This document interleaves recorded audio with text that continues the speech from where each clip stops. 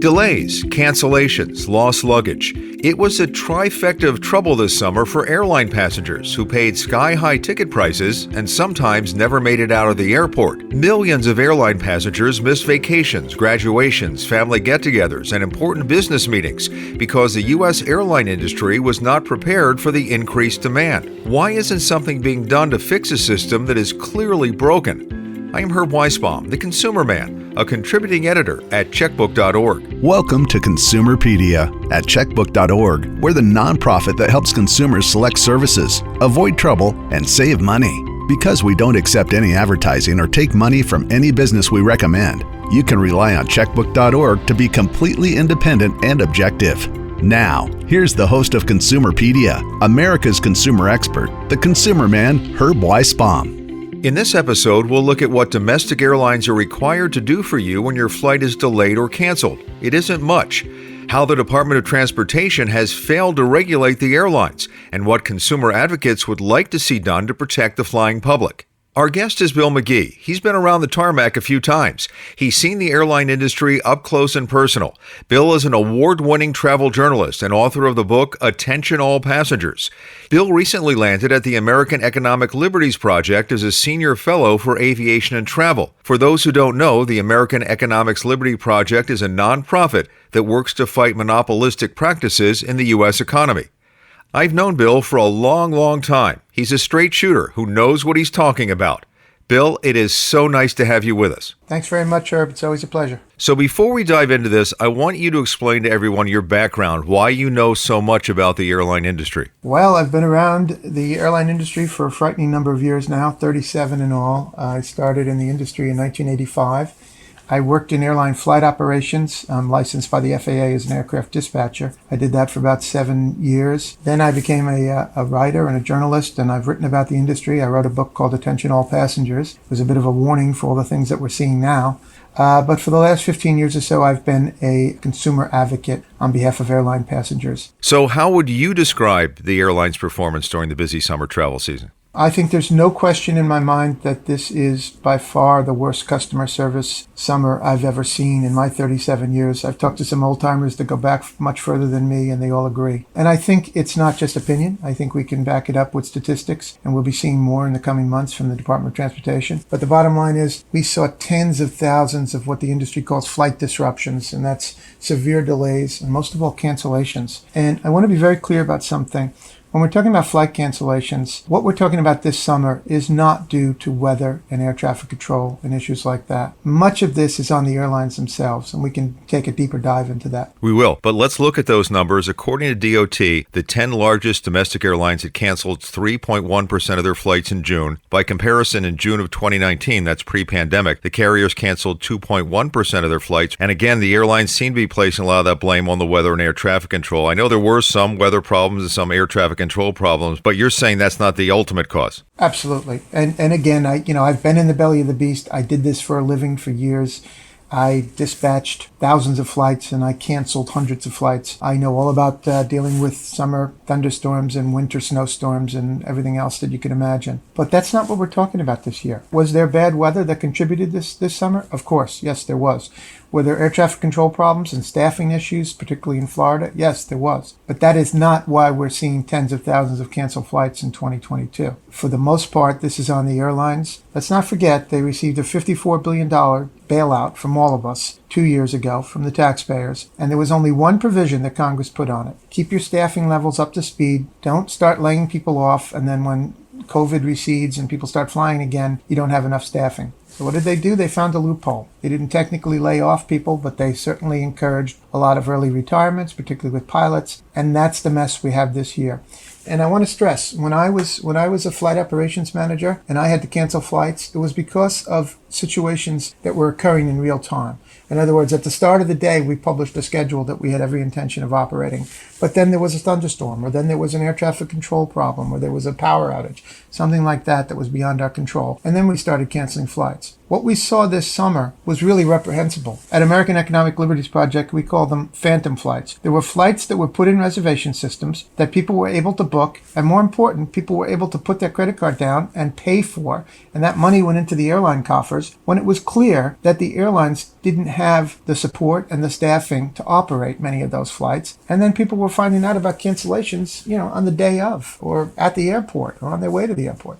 That's the part that's really unforgivable, and that's the part, quite frankly, where the U.S. Department of Transportation should have been doing a lot more. So as a result of all this disruption you're talking about, the DOT was inundated with complaints, nearly 5,900 complaints in June. That's up 35% from the month before. So in August, a frustrated Secretary of Transportation, Pete Buttigieg, called the situation unacceptable, told the airlines, look, we're going to unveil a new dashboard just before Labor Day that's going to show what you're willing to do for passengers when you cancel or significantly delay a flight. So let's talk about the dashboard. It shows the 10 largest U.S. airlines and their regional operating partners, what they promise to do, if possible, when there's a cancellation or delay that they're responsible for, maintenance, equipment, or crew shortage, that sort of thing, such as providing meal vouchers or rebook you on another flight at no cost.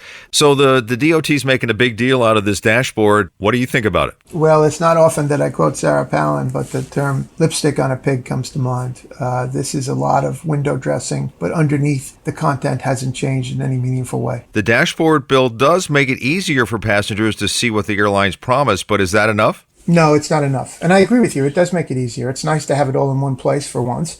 That's something that really should have been done years ago, and it's great to see that. But let's take a deeper dive. What is the content itself? Just to put things in perspective, in the European Union, there are regulations in place for what airlines must do. It's called the Passenger Bill of Rights. If there's an extended delay, if there's a cancellation, if you're involuntarily bumped, etc. Any problems with mishandled baggage. Canada recently followed the European Union and also introduced the Passenger Bill of Rights. These systems work. They've worked for more than 15 years in Europe. They're uniform. They're consistent. It doesn't matter what the airline is. And I want to stress, it doesn't even matter if it's a European airline. U.S. airlines, ironically, treat customers much better on foreign soil than they do in the United States. So think about that for a moment. So what do we have here in this country? What we have is the wild, wild west. That's what it comes down to. Airlines write their own contracts of carriage with very, very few regulations from the DOT.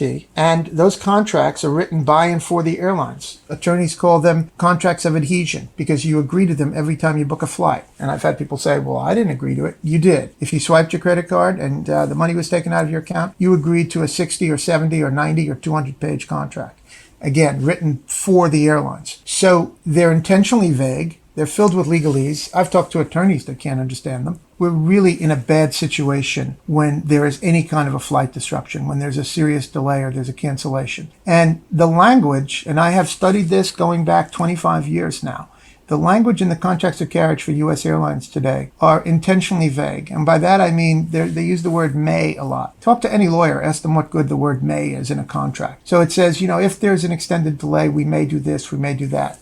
Now, we appreciate what Secretary Buttigieg is trying to do. He's trying to get them on the record as saying they're going to do this, that, and that, in terms of delays and cancellations and hotels and meal vouchers and things like that. And that's great. But the fact is, without real hard and fast regulations, these things, they're ephemeral. They don't mean anything because they can be changed tomorrow. We have seen airlines change contracts of carriage on 24 hours notice or less. They go in and they'll change it. So airline promises, I'm sorry to be cynical, but I've been dealing as a consumer advocate for enough years to know that promises from airlines that are not backed up by regulations or legislation, they don't mean anything. So just to be clear, in other countries such as Canada and Europe, it's not the airline may do this if they feel like it. It's the rules say you're going to do this for the passengers if the flights are delayed or they're canceled. Absolutely. And again, I want to stress that applies to all airlines worldwide. So whether it's an Asian airline, a Middle Eastern airline, if they're operating in the EU, and that includes U.S. airlines. So as I said, that's the real irony here. I was on a delayed flight in Brussels a couple of years ago. It was Delta Airlines, and Delta handled the delay beautifully. They gave us meal vouchers and free internet access, and they kept us updated and advised.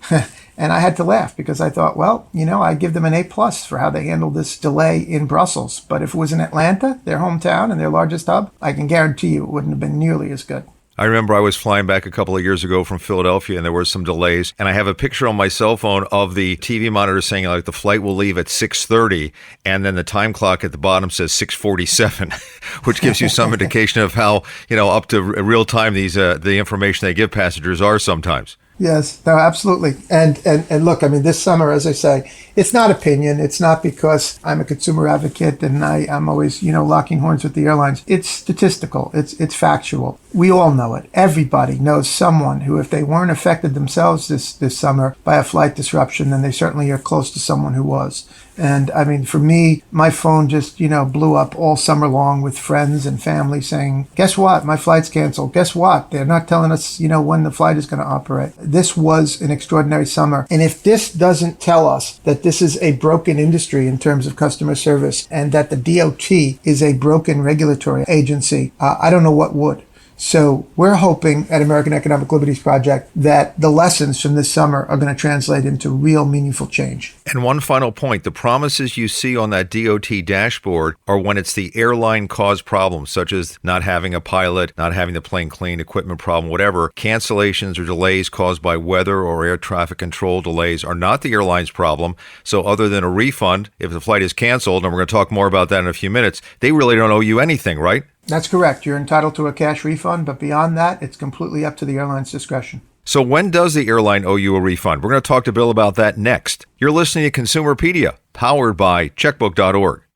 Checkbook has ratings for travel agencies in and around these 7 cities: Boston, Chicago, Philadelphia, Seattle, San Francisco, Minneapolis-St. Paul, and Washington, D.C. If you live in one of these 7 metro areas and haven't joined Checkbook yet, check us out. At Checkbook, our advice is always free. Ratings of local services are available with a subscription. Get a free 30-day subscription by going to checkbook.org/consumerpedia.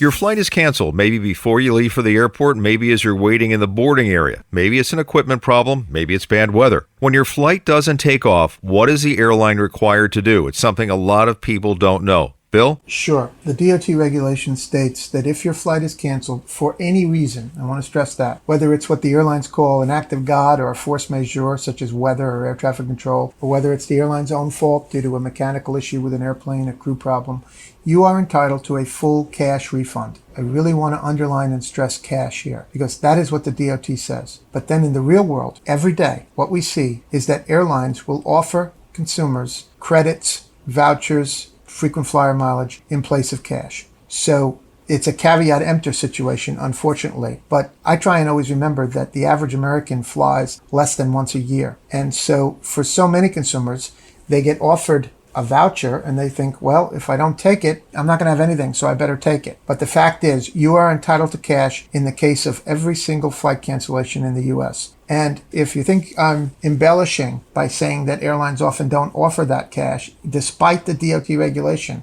I can tell you that I have a smoking text that I could forward to you. And that was from a colleague of mine at American Economic Liberties Project just last month on Delta Airlines. His flight was canceled, and he forwarded me a text he received saying, "We're sorry your flight is canceled. We'd be happy to give you a credit for that flight." Now, luckily he spoke to me and I told him he could get cash. But what is the average consumer supposed to do? This is the level of deceit that we see in this industry every day. Even when there is one regulation, it's really the only meaningful regulation on this issue of delays and cancellations. And it's been in place for years. And even in that case, they find a loophole and they find a way to work around it and deceive passengers. So you can see there's a lot of work that still needs to be done. So if they want to offer you miles or they want to offer you a voucher or whatever, that's fine. But they've got to tell you you're owed a refund. Would you like that, or would you like one of these other options? And then you, the passenger, get to choose. Exactly. And, if you choose that you want a voucher or you want mileage, that's your call. That's fine. But unfortunately, every single day, in the case of flight cancellations, we know for a fact that passengers are not being told there's a cash option. So DOT is considering a rule that would define the terms canceled and significant delay, terms that are used to trigger those refunds, and terms that are not consistently interpreted by the airlines. Under the proposal, a canceled flight would mean a flight that was published in a carrier's computer reservation system at the time the ticket was sold, but didn't take off as scheduled. That seems fairly obvious. Is there really a need to define canceled? How are they getting around that one? Oh, there absolutely is a need, because airlines cancel flights sometimes at the last moment, as I did when I worked in flight operations, but other times they do it months in advance. And so the nomenclature here gets very tricky, because in some cases the industry will say, well, we're canceling a flight 3 months from now, so that's a schedule change. Now, if you are planning to go to a wedding and you book a ticket 90 days out and you're told that flight isn't going to operate, what would you call it except a cancellation? Is that a schedule change to you? That's a cancellation. So there are different gradations of cancellations according to the industry. This is BS, basically. I mean, it's ways of getting around these things. So we think these definitions have to be hard and fast, and they need to be very clear on the cancellations and on the delays as well. It's kind of staggering. If you look up dot.gov and you look up what the rules are on extended delays, the DOT on its own site says, in the case of an extended delay, and then in parentheses it says, the DOT has not defined what an extended delay is. Well, what are we supposed to do with that regulation? It hasn't been defined. So what's an extended delay? It's a very gray area, and we really do need to nail down these definitions. So just to be clear, if you booked your flight 90 days in advance to go to a wedding and they said, flight's canceled way in advance, we're going to put you on this other flight and it would get you to your destination after the wedding was going to take place, for instance, you have the right, you are owed a refund because they canceled that flight. Exactly. That should be a cash refund. Now, the department also wants to define significant changes to a flight. It would mean changes that affect the departure or arrival times by 3 hours or more for domestic flights, 6 hours or more for international flights,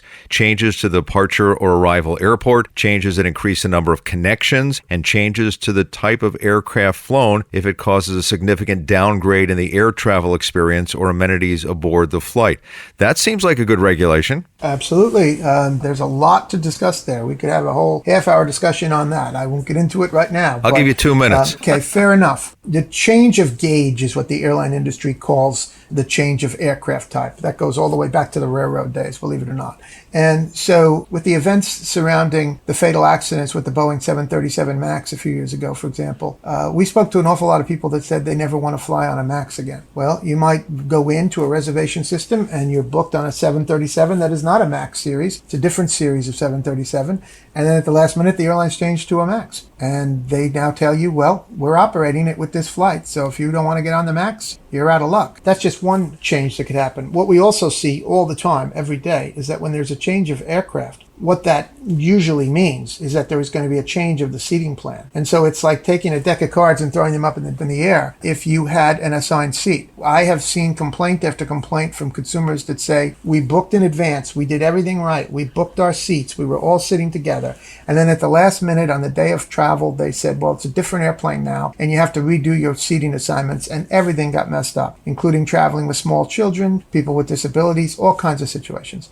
So we cannot be specific enough on these regulations. We need to hear comments from all sorts of groups, not just consumer organizations and disability organizations, but from average consumers too that have experienced this. We're hoping the DOT gets inundated with comments. I should point out that Checkbook asked Airlines for America, that's the trade group that represents the major U.S. airlines, to comment on the proposed rule, but it declined to do so. One more point with this proposed rule. As part of this, the DOT announced that it has been investigating the 10 largest U.S. airlines, and some enforcement action could be coming down the road. Sounds like maybe they're moving in the right direction here? Herb, I don't know how good the microphone is. Can it pick up a very loud sigh? That's the only way I can respond. We hear to it. This. Okay, thank you. I want to tell you that I personally, along with other consumer advocates, have been in direct contact with the U.S. Department of Transportation since March of 2020. That is more than 2.5 years now, asking about this issue. And we have been told on more than 11 occasions, I went back and added up all the meetings and the Zooms, we have been told repeatedly for 2.5 years, there's an ongoing investigation. How long does it take? Now, the fact is, in 2020, when the DOT published its annual number of consumer complaints, they went off the chart. We hit all-time highs since they first started doing this in 1987. And the complaints about refunds, get ready for this number. It was 57 times the number in 2020 that it was in 2019. Now that tells you the system was broken. That tells you that U.S. airlines were saying, we're not going to pay refunds, even in cases where they clearly were supposed to. We won't even get into the gray areas of, people being unable to travel due to health issues during COVID and all the rest of it. Senator Markey puts that total figure at more than $10 billion in unpaid refunds. So when I hear the DOT is still investigating this after 2.5 years, it's like nails on a blackboard to me. I'm sorry.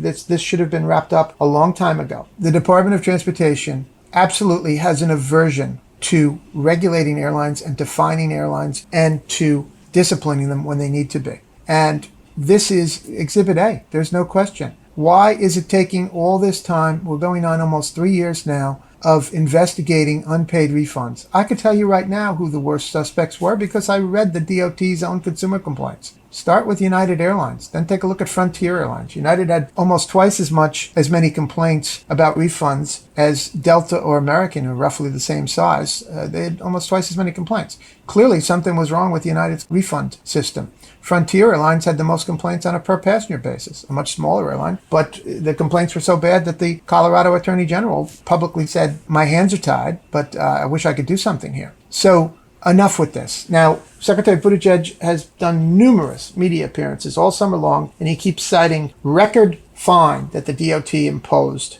on the issue of refunds. Well, that's a half-truth, quite frankly.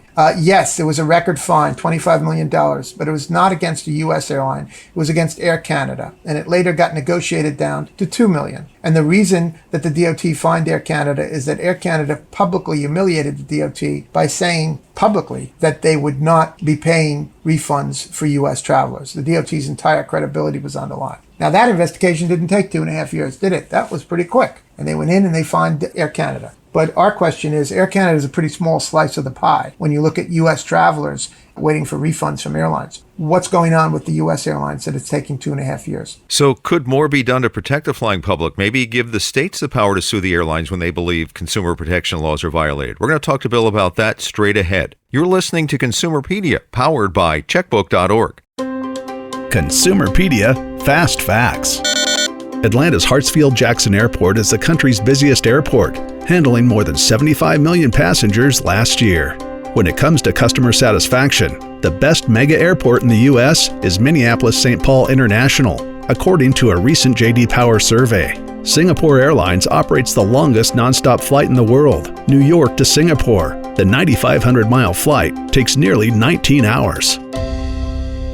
When Congress deregulated the airlines back in the late 70s, it gave the DOT, the Department of Transportation, the sole power to regulate the airlines. In August, the National Association of Attorneys General wrote Congress asking for the authority to enforce state and federal consumer protections for airline passengers. Currently, state authorities can't sue an airline even when the victims are in their state. Bill, do you think this is a good idea? Oh, it's a great idea. In fact, great minds must think alike, because at the very same moment that the state AGs, and there were 38 of them, by the way, and it's worth noting that it was a very bipartisan group in terms of political parties, at the same time that they were announcing that they should have more authority, at American Economic Liberties Project, we were putting together a draft of what we're calling model legislation to repeal that federal preemption clause that was included in 1978. Now, when you start saying terms like federal preemption, I think if you're not a lawyer, your eyes start to roll a little bit back in your head.